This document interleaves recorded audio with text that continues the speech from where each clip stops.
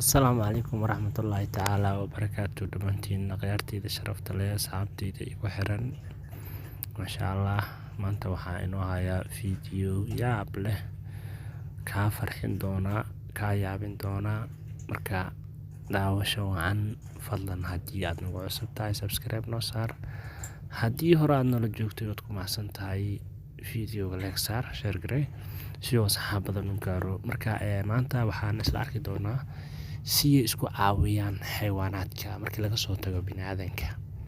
yacni anaga hadda bini'aadan aan nahay laakiin waxaaba laga yaabaa inay naga roon yihiin xayawaanaadka bal fiiri hadda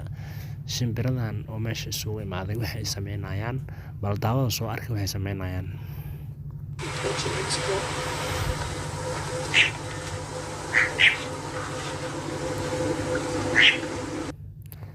labadan shimbir waxay meesha isugu imaadeen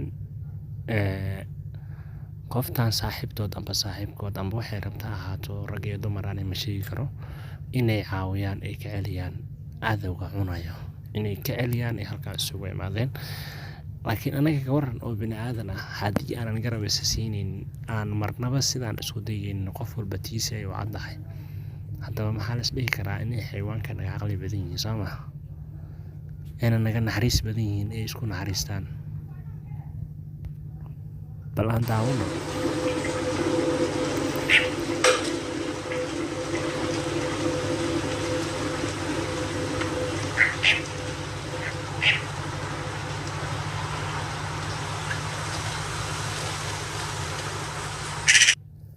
dhinac walba ayay ka mareen si walba ayay sameeyeen waxay isku dayayaan inay ka badbaadiyaan asagana wuxuu ku dadaalayaa si aysan uga badbaadin oo waxaan uu qabsaday gacanta ku haysto siduu u disho uu marna uu cuno marka hashadiisa ay u noqoto laakiin dadaal ay bixinayaan waxay dhahaan ma dilaysid no way kasoo horjeedaan waa shimbiro way iscaawinayaan anaka laakiin haddii aan bini'aadan nahay mararka qaar isma caawina soo maahan marka idinkana fikirkiina waa muhiim qaybta commentiga waad noogu reebi kartaan soo dhawaada marka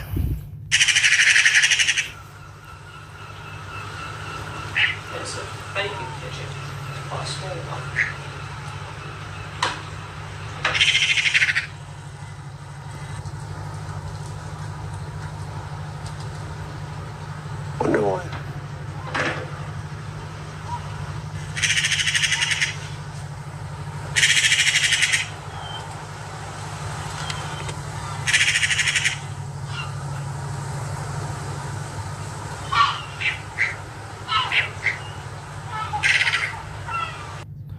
way la warwareegteen dhinac kastay ka mareen si ay u badbaadiyaan darteeda intaas u marayaan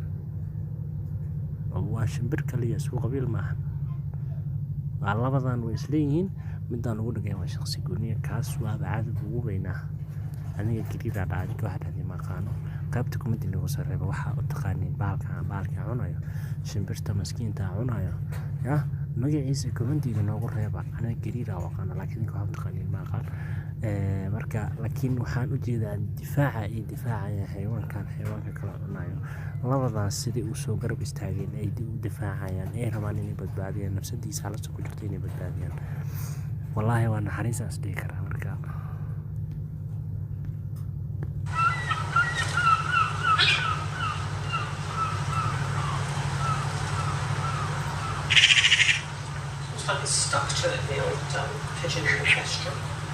Well, he's got big claws, hasn't he?